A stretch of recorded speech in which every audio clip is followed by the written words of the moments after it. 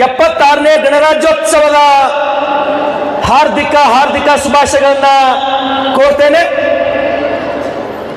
ನಾನು ಪ್ರತಿ ಕಾರ್ಯಕ್ರಮದ ದಿವಸ ಇಬ್ಬರು ವಿದ್ಯಾರ್ಥಿಗಳಿಗೆ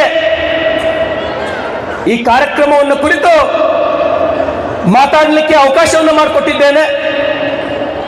ಆ ಕೆಲಸ ತಾವು ಮಾತಾಡ್ತಾ ಇದ್ದೀರಿ. ಮಕ್ಕಳ ಸಂಖ್ಯೆ ಇದೆ, ಶಿಕ್ಷಕರ ಸಂಖ್ಯೆ ಯಾಕೆನೋ ಇಲ್ಲಿ ಕಡಿಮೆ ಇದೆ. ಕಾರಣ ಅವರವ್ರ ಶಾಲೆಯಲ್ಲಿ ಗಣರಾಜ್ಯೋತ್ಸವದ ಆಚರಣೆ ಇರುವ ಪ್ರಯುಕ್ತ ದಯಮಾಡಿ ಈ ವೇದಿಕೆಗೆ ಭಾಷಣ ಮಾಡಲಿಕ್ಕೆ ನೀವು ಕಳಿಸಿದಂಥ ವಿದ್ಯಾರ್ಥಿಗಳಿಗೆ ನಿಮ್ಮ ಶಾಲೆಯಲ್ಲಿ ಸುಮಾರು 10 ಸಲ ಅವರಿಗೆ ಅಲ್ಲಿ ಪ್ರಾಕ್ಟೀಸ್ ಮಾಡಿಸ್ಬೇಕು. ಮಿನಿಮಮ್ 15 ಡೇಸ್, ಪ್ರತಿ ದಿವಸ 2 ಸಲ ಅಲ್ಲಿ ಎಲ್ಲರಿಗೂ ಕೂಡಿಸಿ ಭಾಷಣ ಮಾಡಬೇಕು.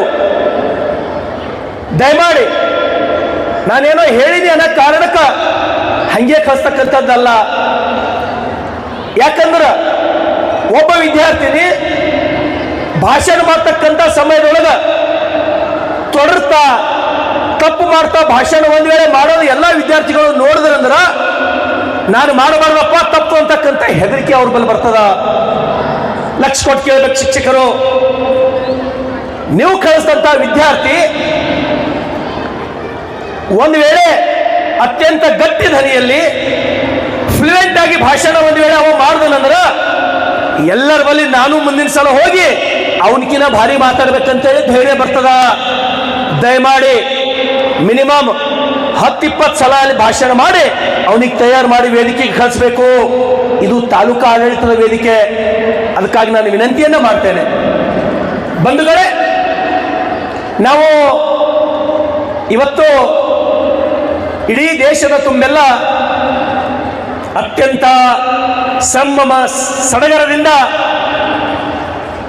ಗಣರಾಜ್ಯೋತ್ಸವದ ಆಚರಣೆಯನ್ನು ನಾವೆಲ್ಲರೂ ಮಾಡ್ತಾ ಇದ್ದೇವೆ. ಇವತ್ತು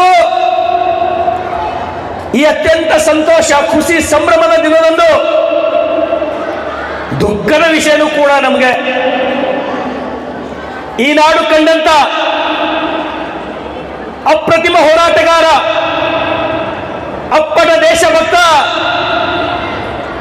1831 ಜನವರಿ 26ರಂದು ಸಂಗೊಳ್ಳಿ ರಾಯಣ್ಣನ್ನ ಗಲ್ಲಿಗೆ ಏರಿಸಿದಂತ ಕರಾಳ ದಿನ ಕೂಡ ಇದು ನಮಗೆ ಹೌದು.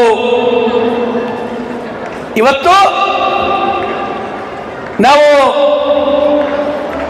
ಆ ದೇಶಭಕ್ತ